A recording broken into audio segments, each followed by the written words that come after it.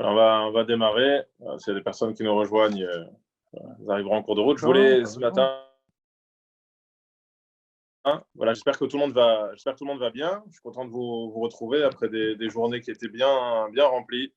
Encore une fois, je veux saluer devant vous. Merci de couper les micros, tout le monde. Vous pourrez intervenir après. Il n'y a pas de souci pour ceux qui le souhaitent pour poser des questions. Je veux encore remercier vraiment devant vous le travail.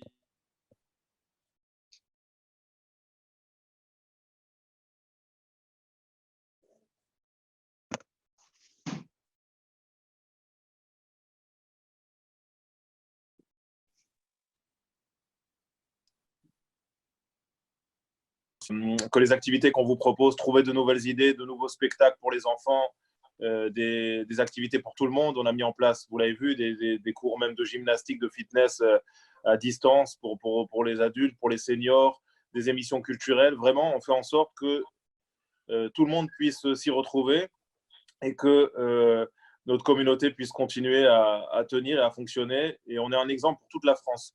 J'ai parlé hier soir avec des personnes de Marseille, de Paris, de Lyon, qui citent vraiment Strasbourg en exemple. Et beaucoup de gens s'inspirent de ce qu'on fait pour essayer de mettre en place les mêmes choses dans leur communauté. Et je peux vous dire que le mérite ne me revient absolument pas à moi, de très loin pas. C'est vraiment toute l'équipe qui est autour de moi, de la cellule de crise, surtout que j'étais malade moi les premiers jours. Donc on a des gens qui, dès le premier jour, ont pris les choses en main. Et c'est formidable. Voilà, vraiment, vous pouvez leur envoyer des messages de soutien, me les envoyer, si vous voulez, par mon canal, sur mon téléphone, je leur transmettrai parce que c'est, je pense, important de continuer à les motiver et un travail remarquable. Et je ne parle pas de ce que fait la Chevra Kadisha, par exemple. On espère qu'on en aura besoin le moins possible, mais de voir des gens se mobiliser dans une telle situation avec un courage incroyable. Et ça a été désorganisé puisqu'on prie tous les jours pour que, bien sûr, Simon retrouve sa forme. Il a fallu trouver d'autres personnes qui puissent prendre les rênes un petit peu, et ça a été fait d'une manière incroyable. Tout se fait rapidement et dans les meilleures conditions.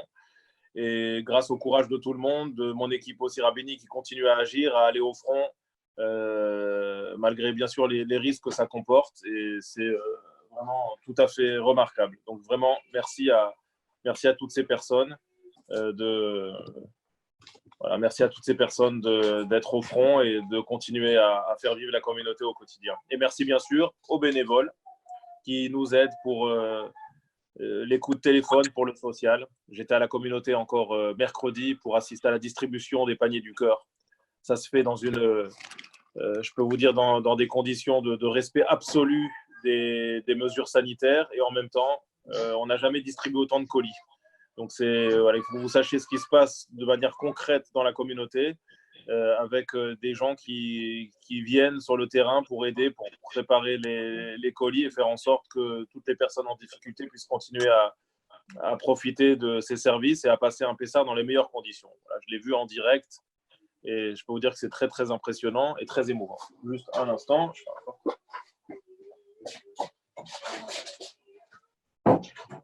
Voilà.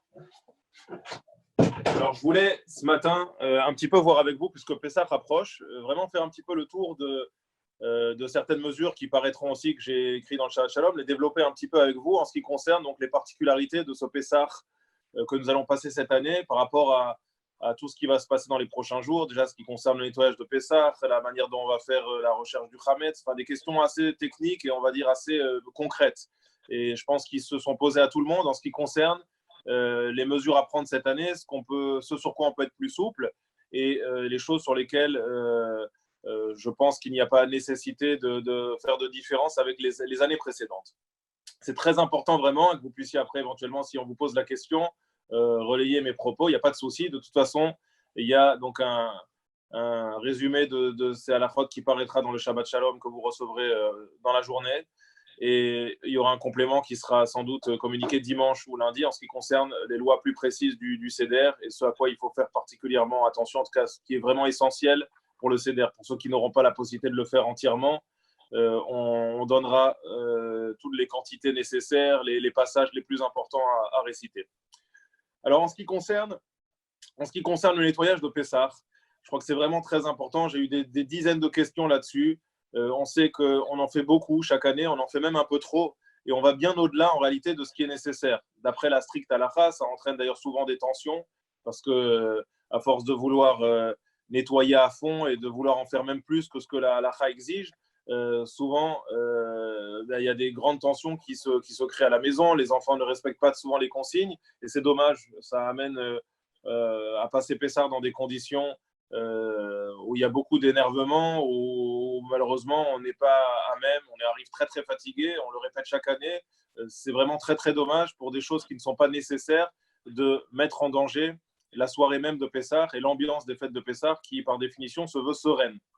Donc, et je le dis cette année avec beaucoup plus vraiment encore plus de conviction, et je crois que c'est important de faire passer le message. Je rappelle que, vous le savez, le nettoyage de Pessah, il a un seul objectif. Le nettoyage de Pessah a pour objectif de nous permettre de trouver et d'éliminer le Hametz des endroits dans lesquels il est susceptible de se trouver. Donc, on n'a pas besoin de chercher le Hametz ou de faire, comme je le dis, un grand nettoyage de printemps en faisant ces armoires à linge ou des choses dans lesquelles on n'a jamais, absolument jamais introduit de Hametz. Bien sûr, quand on est en pleine forme et qu'on trouve que c'est l'occasion de le faire, bah pourquoi pas. Mais cette année où les gens sont épuisés, et je ne parle pas des gens malades, bien sûr que les gens malades ne doivent faire absolument aucun effort, ils doivent se reposer. Et je parle même des gens qui ont la chance, Baruch Hashem, d'avoir échappé pour l'instant à ce virus, mais qui sont forcément fatigués par les conditions imposées par le confinement. Donc ça entraîne une grande fatigue psychologique, comme une fatigue physique. Il faut s'occuper aussi, pour ceux qui ont des enfants à la maison, des enfants 24 heures sur 24. Donc il n'est pas nécessaire, et je le dis vraiment sans aucune crainte, il n'est pas nécessaire de faire le ménage de printemps. On se contentera vraiment de nettoyer les endroits stratégiques, les endroits dans lesquels le Hametz est susceptible de se trouver. Le salon, bien sûr, la cuisine, évidemment, et tous les endroits dans lesquels on a pu, voilà, que tout le monde coupe son micro, s'il vous plaît, merci, comme ça on n'aura pas d'interférence.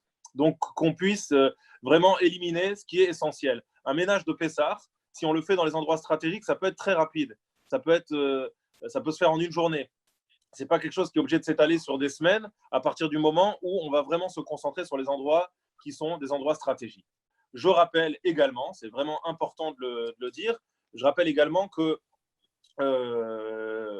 ceux qui n'avaient pas l'habitude de vendre du Hametz Gamour, ça on l'a dit, on l'a répété, ceux qui avaient l'habitude de ne vendre que des choses qui ne sont pas vraiment du Hametz à proprement parler, eh bien pourront le faire cette année. Il n'y a aucun souci cette année à réserver une armoire, un garde-manger, et à y laisser son Hametz, à y laisser des paquets de pâtes ou d'autres choses qui sont vraiment du véritable Hametz qu'on vendra.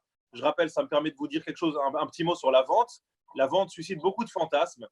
J'aimerais bien vous la montrer en vidéo une fois cette vente. Vraiment, je ne sais pas si cette année ça va être compliqué de le faire, mais vraiment, maintenant qu'on a appris à vivre avec Zoom, je pense que ça va devenir une deuxième nature dans nos vies, même après le confinement. Je pense qu'on s'en servira plus. Et vraiment, Bezrat Hashem, je vous montrerai une vente, peut-être pas donc celle de cette année, mais celle de l'année prochaine éventuellement, pour que vous voyez à quoi ressemble une vente. Que vous voyez que ce n'est pas un truc qui a été de passe-passe, de magie qu'ont inventé les rabbins. C'est une véritable vente qui se fait avec un véritable contrat. C'est vraiment un contrat en bonne et due forme, comme on ferait un contrat de vente dans une entreprise. La personne qui est en face de nous, le non-juif à qui on va vendre ce Hametz, doit être parfaitement au courant de ce qu'on est en train de faire. Donc, on lui explique dans les moindres détails comment fonctionne cette vente. On lui lit le contrat, il doit comprendre tous les termes de ce contrat. Et les différents kinyanim, c'est-à-dire les différents moyens d'acquisition auxquels on va procéder avec lui, doivent lui être expliqués. Donc souvent, on utilise 7 moyens, 7 procédés différents d'acquisition pour être sûr que cette vente ait bien lieu. On va vraiment aller d'après donc faire en sorte que tous les moyens possibles mis à notre disposition soient utilisés. Et il doit comprendre tout ce qu'on fait.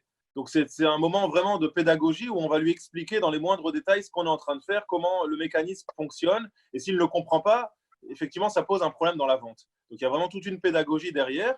Il y a un échange d'argent. Et le non-juif achète, à ce moment-là, il donne un acompte. Donc, bien sûr, il y a deux possibilités, que vous sachiez comment ça se passe. Certains vont définir un prix dans la vente dès le départ, qui est bien sûr une estimation, puisqu'on a du mal à savoir si je reçois 2000 pouvoirs de vente. Je ne peux pas savoir exactement ce que les gens vendent et quelle est la valeur du Hametz que les gens m'ont vendu, mais je peux avoir une estimation.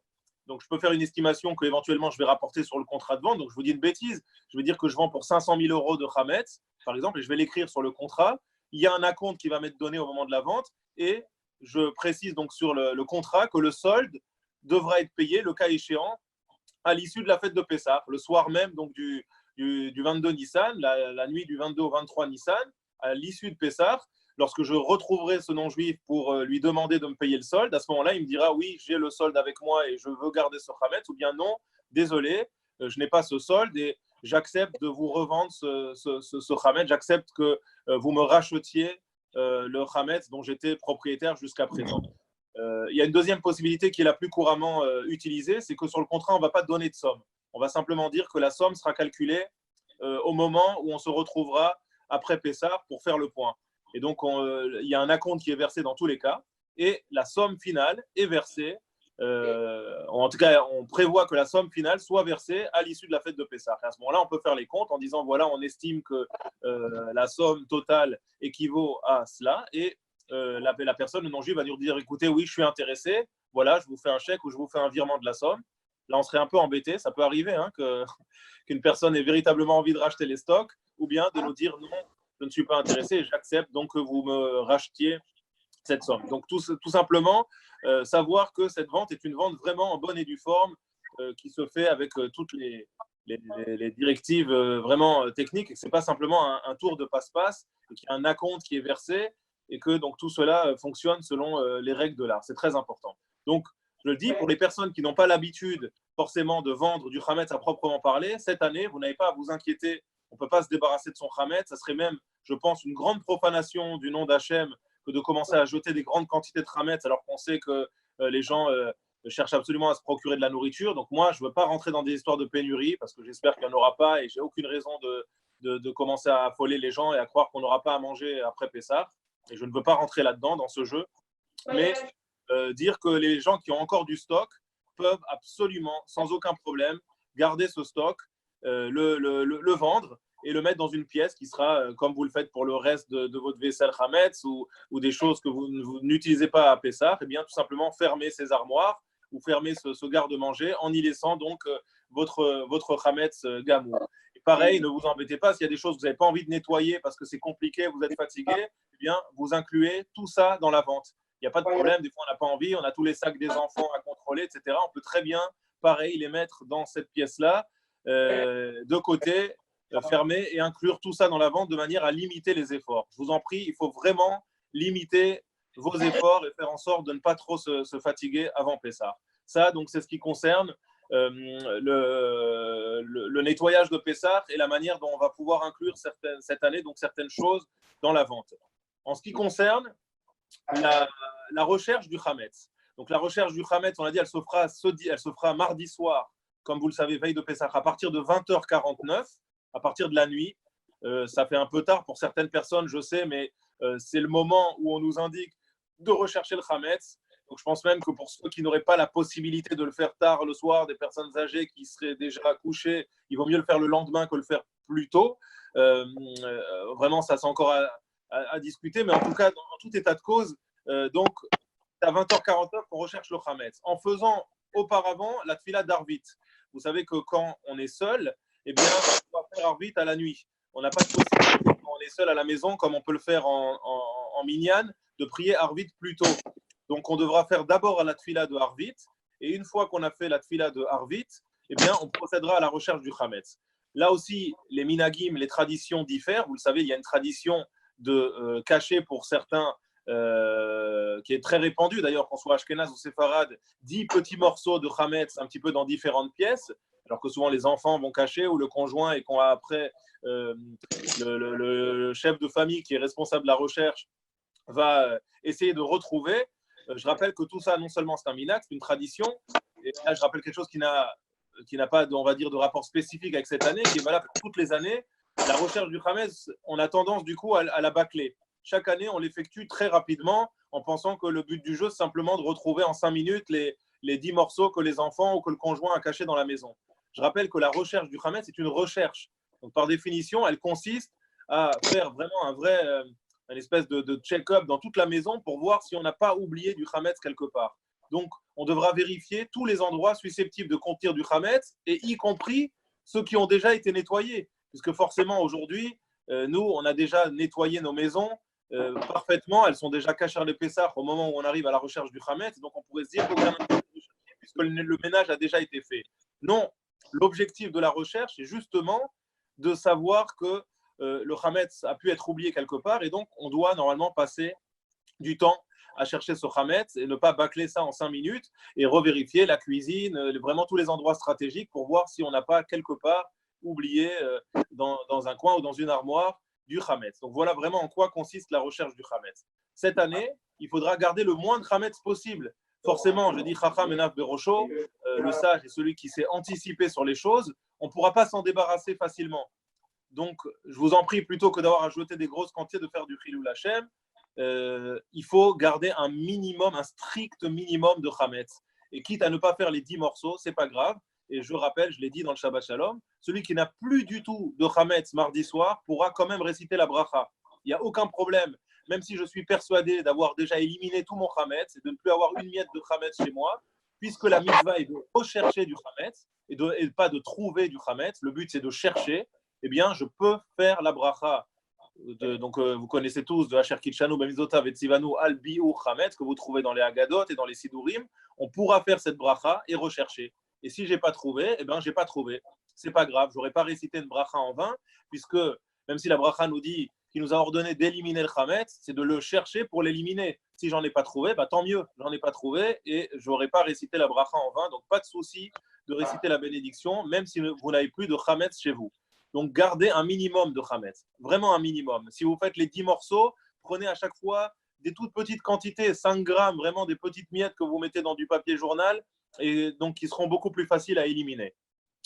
La question qui m'a été posée à des dizaines de reprises également, comment est-ce qu'on va se séparer de ce Hametz cette année?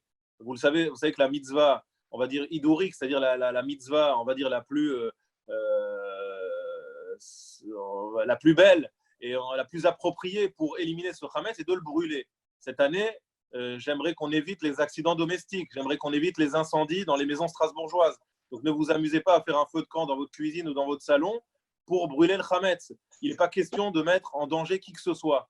Donc soit les personnes ont une cour, ont un jardin, et elles ont la possibilité de brûler le Hametz dans un barbecue, dans des grandes boîtes de conserve de manière sécurisée, soit les personnes ou ceux qui ont des cheminées, soit les personnes n'ont pas la possibilité de le faire en toute sécurité. Qu'est-ce qu'on fait? Si on a ces quelques miettes de Hametz à éliminer, ou ce peu de Hametz qu'on peut éliminer sans boucher les canalisations, on le jettera dans la cuvette des toilettes et on tirera à la chasse. Et attention à ne pas, c'est du bon sens que je vous dis, je ne suis pas plombier, mais ne bouchez pas les canalisations la veille de Pessah.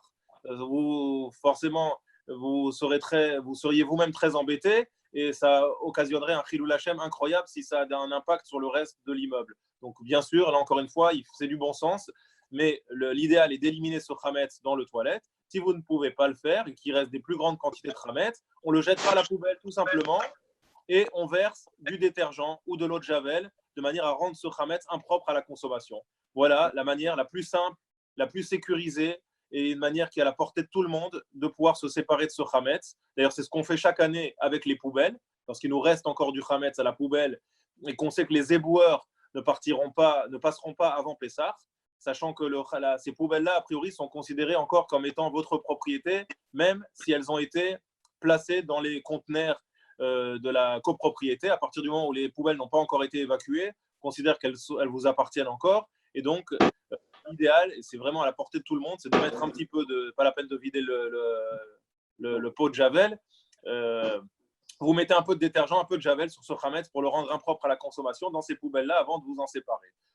Quelque chose auquel il faut penser aussi, auquel on ne pense pas forcément et qui est très très important, c'est quelque chose qui concerne en réalité donc les Juifs pour toutes les années, ne pas oublier de vider le sac d'aspirateur.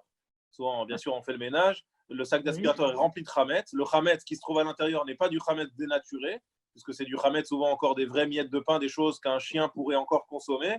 Donc là aussi, on vide le sac d'aspirateur. On peut mettre aussi là aussi un peu de détergent dans ce sac avant de le vider. Ceux qui ont des aspirateurs sans sac, eh ben, vous videz pareil, le contenu de l'aspirateur et vous rendez tout ça impropre avec un peu de détergent. Et de cette manière-là, vous avez parfaitement accompli votre mitzvah d'éliminer le Hametz et vous pourrez réciter la formule qui se trouve dans tous les Sidurim, dans toutes les Haggadot. On la renverra à tout le monde dimanche, en phonétique également et surtout en français.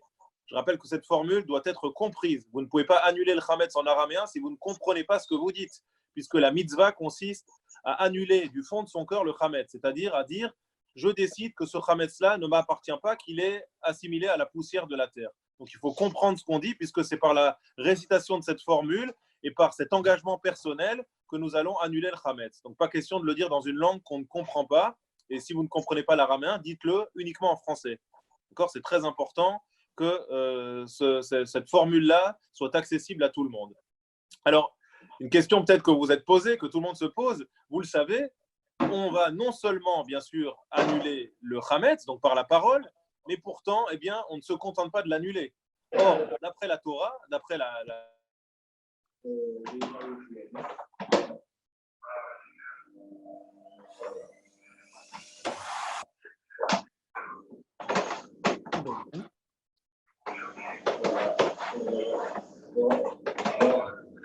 Qu'est-ce qui se passe? il y a une nécessité, en plus de l'annulation, de la formule d'annulation, pourquoi y a-t-il une nécessité de devoir se débarrasser de ce chametz, de devoir le rechercher la veille de Pessah et de devoir s'en débarrasser physiquement, concrètement? Bien, la réponse est très simple. Les Chachamim nous donnent deux réponses. La première réponse, c'est que annuler le chametz par une formule, eh bien, c'est propre à chaque personne. C'est-à-dire que ça va dépendre de la ferveur et de la conviction que j'ai dans cette formule d'annulation. Or, les Chachamim se sont dit, on ne peut pas veiller, on ne peut pas s'assurer que chaque personne récite cette formule avec la conviction nécessaire. Donc, on préfère faire en sorte que le chametz soit éliminé physiquement, de manière à ce que si jamais une personne n'avait pas de conviction lorsqu'elle a récité cette phrase, eh bien, on soit sûr qu'elle ne soit plus propriétaire de ce chametz. Merci d'éteindre les micros, s'il vous plaît. Quelqu'un a encore son micro allumé. On a des bruits de fond. Ça serait très, très gentil d'éteindre les micros. Ça, c'est la première raison qui est donnée. La deuxième raison qui est formulée par les sages, c'est tout simplement que même si nous avons éliminé sincèrement ce chametz par la formule que nous prononçons et que cette annulation a été faite vraiment en bonne et due forme, eh bien, il y a lieu de craindre que si jamais nous tombons sur du chametz pendant Pessah, que nous aurions annulé, eh bien, puisque nous avons l'habitude de consommer du chametz pendant toute l'année, ce n'est pas un aliment interdit comme du porc ou comme des graisses interdites, eh bien, nous soyons tentés de le consommer. Nous oublions que nous sommes pendant Pessah et que nous soyons tentés de consommer ce chametz. Donc, pour éviter que nous nous retrouvions confrontés à ce problème, les sages nous ont demandé d'éliminer physiquement ce chametz pour ne pas donc que nous soyons tentés, si jamais nous nous retrouvons face à ce chametz, de le consommer. Donc, vous avez maintenant l'explication pour laquelle il faut à la fois éliminer le chametz et à la fois également également l'éliminer physiquement, pas simplement par cette formule d'annulation. Pareil pourquoi est-ce qu'il faut malgré tout annuler? Alors, vous allez me dire, mais alors si éliminer physiquement le chametz c'est la formule au fond la plus appropriée, alors pourquoi avoir besoin de réciter la formule? On n'a qu'à chercher le chametz, le brûler, et dans ce cas-là, on n'a plus besoin de réciter la formule. Mais non, la réponse est la même que celle que je vous ai donnée. On a beau chercher le chametz et on a beau le brûler ou en tout cas le faire disparaître, on n'est jamais à l'abri d'avoir oublié du chametz quelque part. Et donc, il se pourrait que même après l'avoir cherché et l'avoir éliminé physiquement, eh bien, nous trouvions pendant Pessah du chametz, un jour en ouvrant une armoire, quelque part où on a oublié de chercher, et que si nous n'avons pas annulé ce chametz, eh bien, ce chametz soit considéré comme étant notre propriété. Donc, il faut à la fois s'assurer de l'éliminer physiquement partout où on le trouve, et au cas où on aurait oublié du chametz quelque part dans notre recherche, eh bien, se prémunir, on va dire, de cette possibilité en annulant le chametz également par une formule que nous récitons donc chaque année. Je ferme la porte une seconde.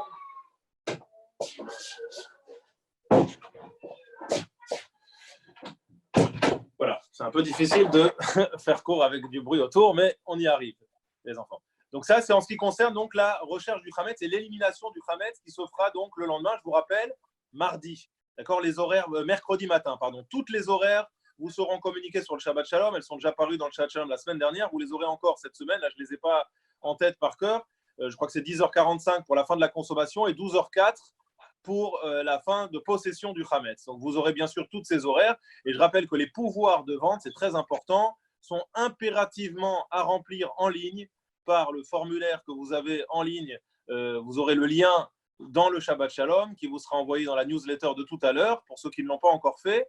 Et ceux qui ont du mal avec le remplissage en ligne, eh bien, pourront appeler, il n'y a pas de souci, il y a un numéro pour appeler pour qu'on vous aide à le remplir en ligne, ou bien vous avez une possibilité également d'imprimer le PDF le fichier de vente du Hametz et de nous prendre une photo ou de le scanner et de l'envoyer, mais nous ne pourrons accepter, vous avez bien compris, la situation est complexe cette année, on ne pourra pas recevoir les pouvoirs ni par la poste, ni par fax, il faut impérativement les envoyer par mail ou bien les remplir en ligne. C'est ce qu'il y a vraiment de plus simple pour nous, de manière à ce que votre vente du Hametz soit bien prise en compte. Et n'hésitez pas, pour les personnes âgées ou les personnes qui ont du mal à faire cette démarche, n'hésitez pas à nous contacter par téléphone pour qu'on puisse le faire pour vous. Il n'y a aucun souci, on est là pour ça. Le matin de Pessah. Plusieurs personnes sont concernées la veille de Pessah au matin, donc le mercredi matin, par ce fameux jeûne des premiers-nés.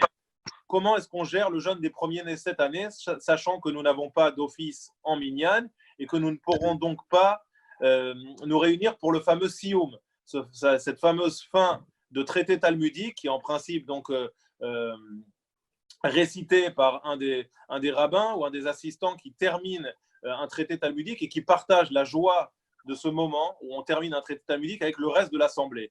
Et c'est ce qui nous permet de nous dispenser de ce jeûne, puisque la joie qui découle de la fin de ce traité talmudique occasionne un repas, un petit repas de fête, et ce repas de fête prend le dessus sur ce jeûne qui n'a pas la même force que les autres jeûnes. C'est un jeûne un peu plus souple, et donc c'est la raison pour laquelle on a l'habitude de se dispenser de ce jeûne pour les personnes concernées, ou bien les premiers-nés, ou bien ceux qui ont des enfants qui sont premiers-nés. Je rappelle que si quelqu'un a un enfant mineur qui est premier-né, eh bien la tradition est que ce soit le papa, même si lui-même n'est pas premier-né, qui jeûne pour son fils.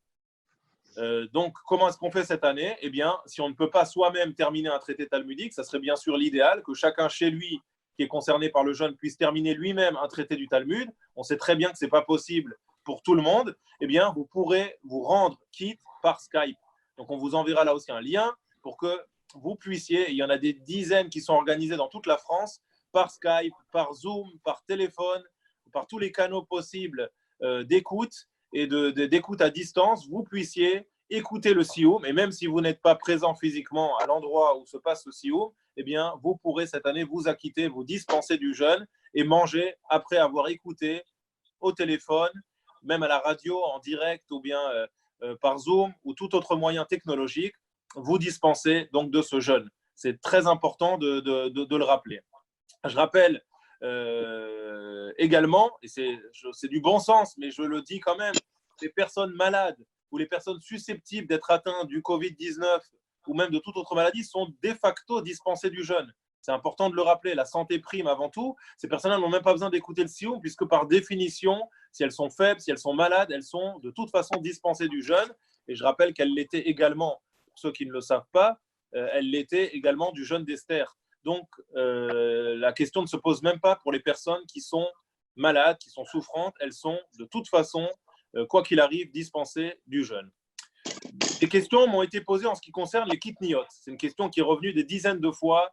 Vous savez que les Ashkenazim ont l'habitude de ne pas consommer de kitniot, c'est-à-dire toutes ces légumineuses pour lesquelles on craint que du Hametz ait pu se mélanger avec. Ce sont en principe donc des céréales qui ne font pas partie, bien sûr, du Hametz, des 5 céréales interdites à Pessah, mais pour lesquelles il y a de crainte que, en tout cas à l'époque c'était le cas, que dans ces sacs de céréales se soient mélangées des graines de Hametz, parce que ces céréales ou ces plantes poussaient à proximité de plantations Hametz, de blé ou d'orge ou d'avoine ou d'autres céréales Hametz. Donc ça concerne bien sûr plein de produits, le maïs, le soja, on pourrait citer la moutarde, enfin on a des dizaines d'exemples donc de choses, le riz, de choses que les Ashkenazim ne consomment pas, étant donné que ça s'appelle donc des kitniot et que notre tradition, qui est vraiment plus qu'une tradition, donc nous demande d'être vigilant par rapport à cela. Alors est-ce que cette année, il y a lieu de se montrer plus souple par rapport à ces kitniot? J'ai envie de dire c'est du cas par cas, mais que nous à Strasbourg, grâce à Dieu, on a été extrêmement bien achalandés dans les magasins. On a autant de produits que les années précédentes. Il ne manque de rien dans les magasins. J'ai pu m'en rendre compte personnellement. Et donc, je ne vois pas pourquoi cette année, on autoriserait la consommation de kitniot.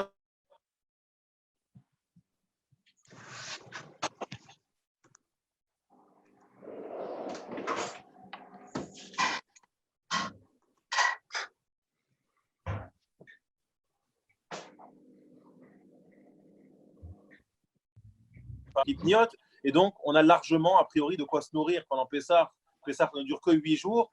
Et je ne vois pas en quoi, pour des raisons de santé, une personne serait obligée de consommer tel ou tel aliment. Bien sûr, si c'était le cas, il ne faudrait pas hésiter à prendre contact avec votre rabbin pour qu'il puisse vous guider. Mais à mon avis, il n'y a pas lieu cette année de se montrer plus souple en ce qui concerne les kitniot, sachant encore une fois que nous avons tout ce qu'il faut à notre disposition. Et si une personne, là où elle habite, n'a pas pu se procurer certains produits, eh bien, dans ce cas-là, encore une fois, ne pas hésiter à prendre contact avec son rabbin pour savoir quoi faire. Mais ça ne me paraît pas être une priorité absolue. Je crois vraiment que cette année, en ce qui concerne l'approvisionnement en produits de Pessah, on a tout ce qu'il faut. Et la seule difficulté, bien sûr, elle est pour les personnes qui ne peuvent pas sortir de chez elles. Mais là, je le répète, nous sommes là aussi avec l'équipe de la cellule de crise pour vous rendre service, pour essayer de vous livrer vos courses. Donc, n'hésitez pas à nous appeler et on livrera les courses aux personnes qui n'ont pas la possibilité de se faire livrer par leurs proches, par leurs enfants. Et on vous aidera à trouver une solution pour vous approvisionner. Je rappelle aussi que beaucoup de produits sont étiquetés souvent comme étant kitniot et ne le sont pas forcément, et surtout pas pour des juifs de la vallée des Ashkenazim de la vallée du Rhin, parce que ce sont des produits souvent qui viennent d'Israël, ou d'ailleurs pour lesquels on est plus sévère encore sur ce qu'on considère comme étant kitniot. Et je pense notamment, par exemple, à l'huile de tournesol. L'huile de tournesol est une huile qui est consommée par les Ashkenazim de la vallée du Rhin sans être considérée comme kitniot. Et donc, tous les produits israéliens qui contiennent de l'huile de tournesol sont étiquetés kitniot, alors qu'en réalité, ils ne le sont pas du tout. Ils ne posent aucun problème pour un juif ashkénaze de la vallée du Rhin. Donc là aussi, il faut faire liser aussi les étiquettes. Je te signale que c'est toi qui l'as. Hein. Mais arrête, il est à la cuisine, je ne sais pas venir à la cuisine. Je ne sais pas si tu ne sais pas ce que tu fais. Mais enfin, il est à la cuisine, je ne vais pas lui laisser à la cuisine. Et effectivement, il y a vraiment de quoi faire.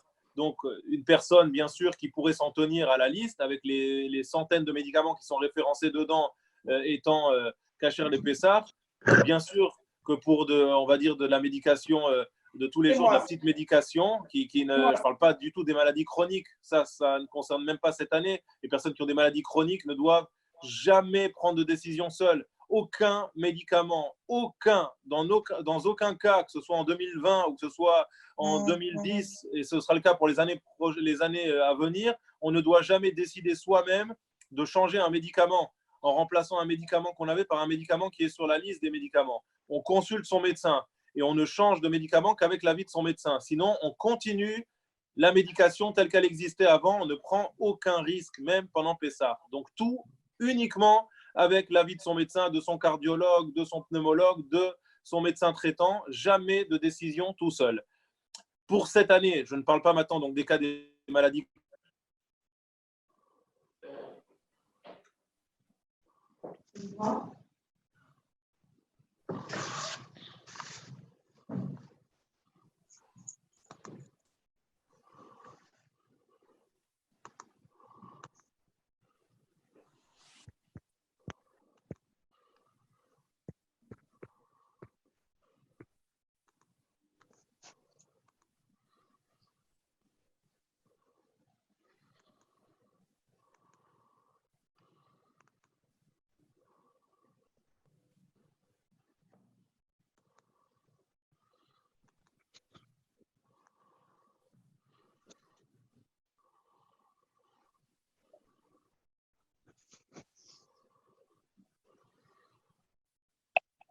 Voilà, désolé.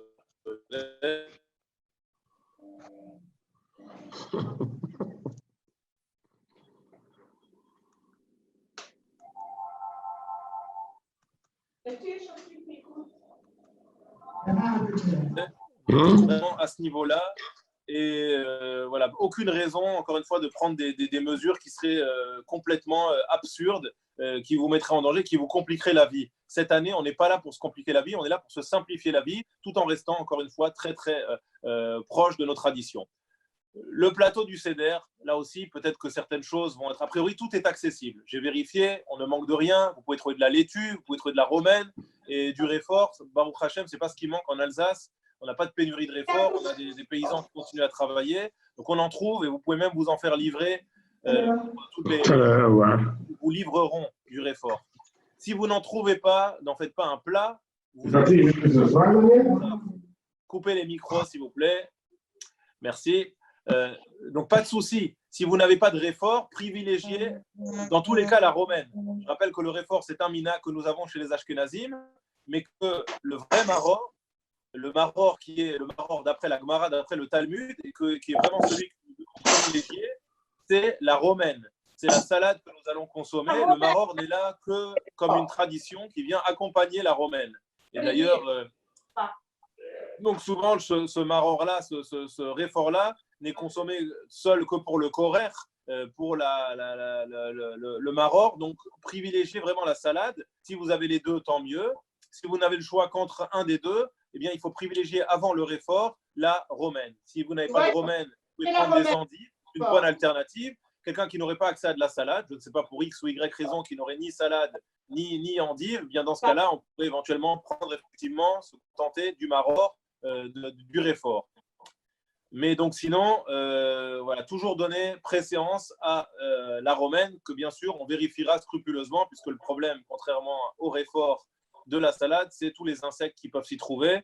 Donc là, vraiment très très important de bien vérifier cette salade. Vous avez dans les magasins cachers de la salade qui est vendue, qui est déjà, on va dire, dans des serres où il y a un minimum de risque en ce qui concerne les insectes, mais on peut toujours trouver des surprises. Parce que l'année dernière, j'ai trouvé dans mon paquet de salade du Gush Katif un escargot entier et vivant. Voilà, il bougeait encore. Donc, vous voyez, on est à l'abri de rien du tout. Le paquet, je peux vous dire, il n'a pas été vérifié. Il a fini à la poubelle. Je ne me suis pas amusé à enlever l'escargot. Mais il faut donc bien vérifier la salade. Il pose moins de problèmes pour le réfort, où là, on a moins de problèmes d'insectes. Donc, voilà, vous avez les ordres de priorité. Priorité à la salade.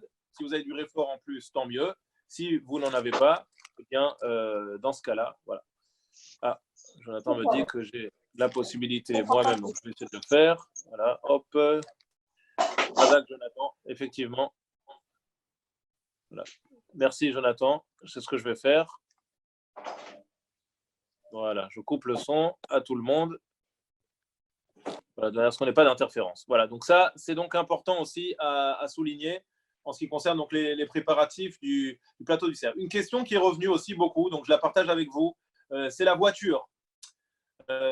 Chaque année, bien sûr, ça fait partie du rituel de Pessah. D'ailleurs, les élites nous aident beaucoup pour ça, pour le nettoyage de la voiture. Et on profite d'ailleurs pour la shampouiner aussi, pas simplement pour l'aspirer. On doit se débarrasser du chametz qui est dans notre voiture. La voiture est un nid à chametz, beaucoup plus encore chez les enfants et les personnes qui ont des enfants, parce que les enfants consomment des bonbons, leur goûter dans la voiture. Donc, la voiture, bien sûr, doit être absolument nettoyée pour pouvoir être utilisée à Pessah. Comment fait-on cette année en confinement, où on n'a pas forcément accès à sa voiture? Certains ont un parking souterrain, ils pourront sans problème, sans violer le confinement, aller éventuellement aspirer leur voiture dans leur garage.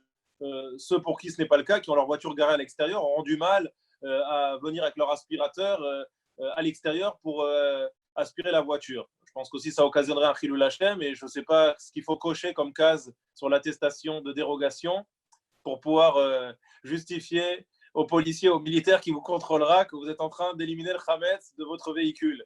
Donc, en réalité, je pense que vous pouvez quand même, vous avez le droit de rentrer dans votre véhicule avec une attestation dérogatoire. Donc, si vous avez un sac avec un petit aspirateur de table, eh ben, vous pouvez rentrer discrètement dans votre voiture et aspirer, à mon avis, sans être en violation des règles. Ceux qui ne peuvent pas le faire, l'idéal pour ceux qui n'ont pas besoin d'utiliser leur voiture, c'est d'inclure votre voiture dans le pouvoir de vente.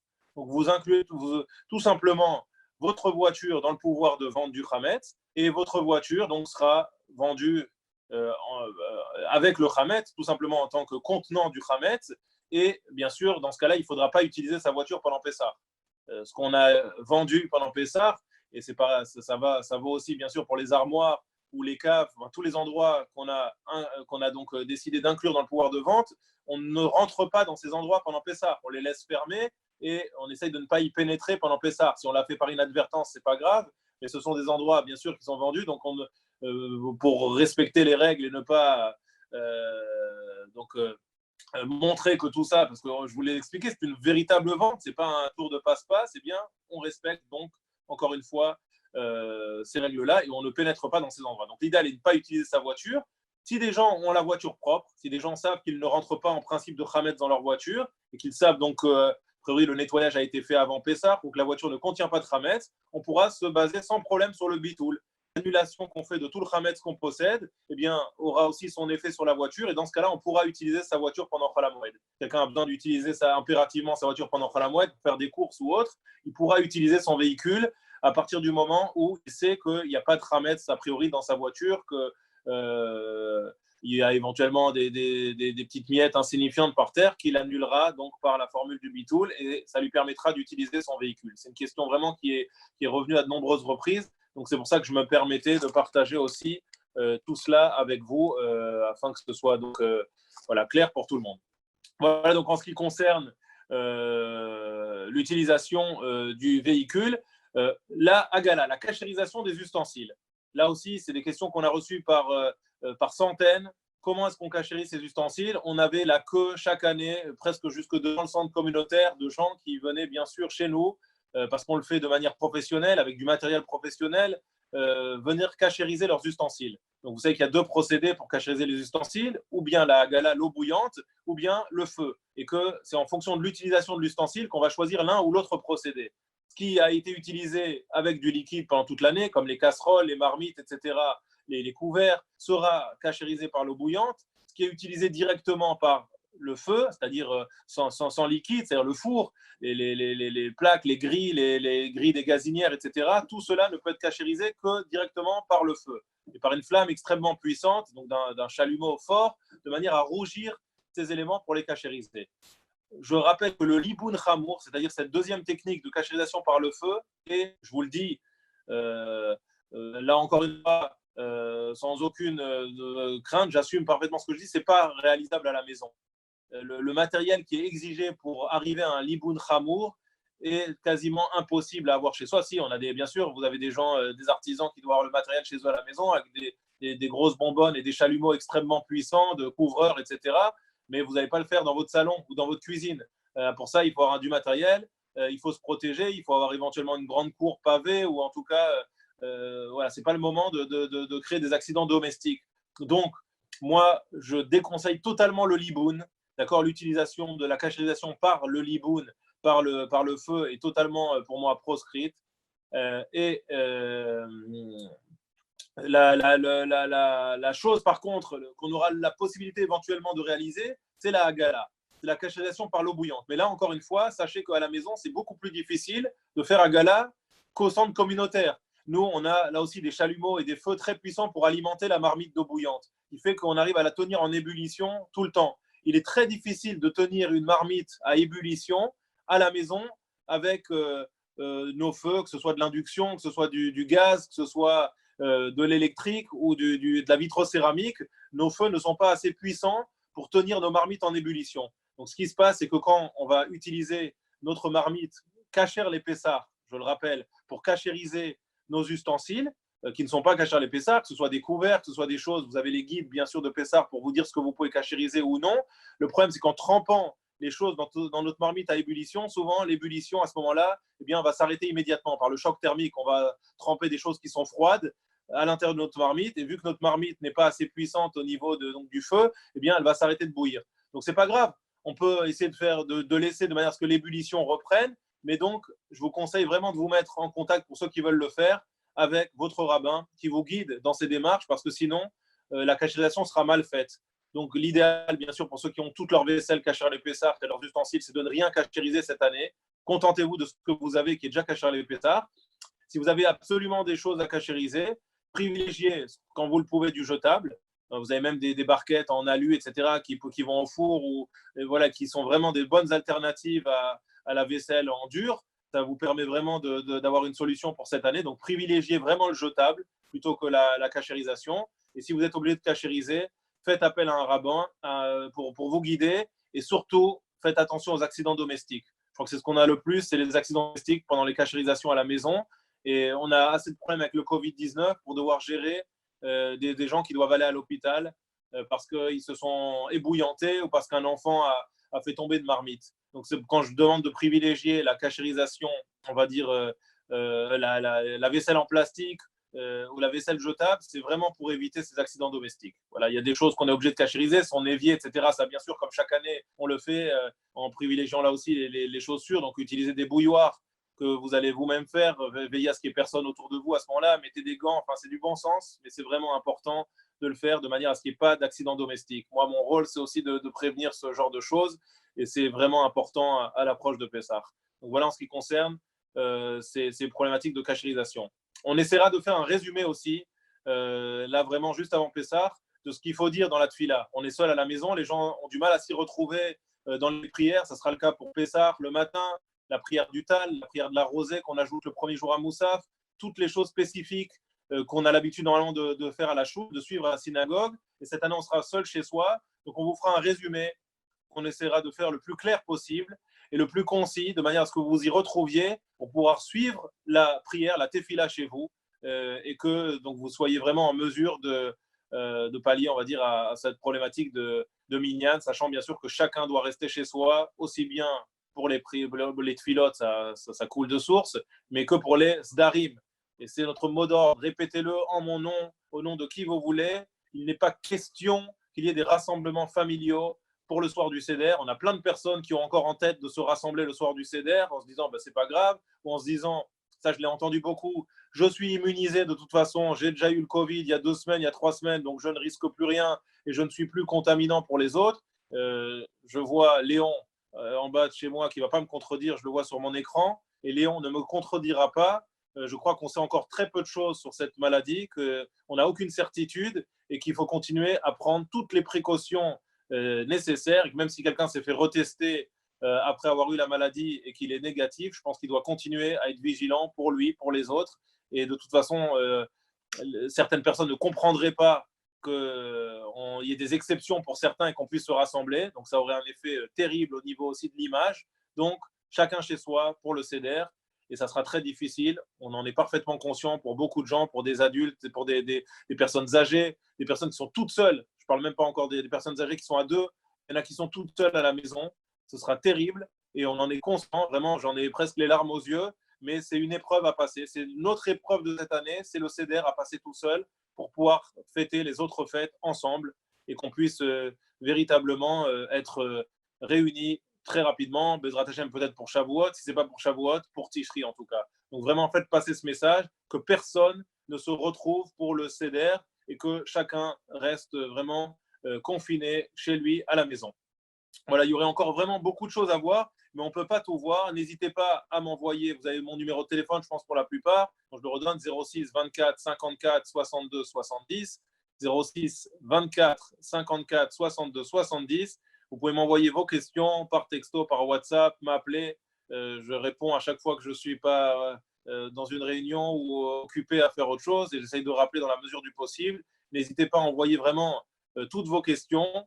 Qu'elle concerne Pessah ou qu'elle concerne autre chose, on essaiera vraiment d'y répondre. Et encore une fois, vraiment, rendez-vous la vie facile et faisons en sorte que ce Pessah soit, on va dire, le plus normal qu'il puisse être pour tout le monde et qu'on puisse vraiment profiter au maximum de ce Pessah. Peut-être un dernier mot encore sur le soir de Pessah et je vous laisserai avec ça.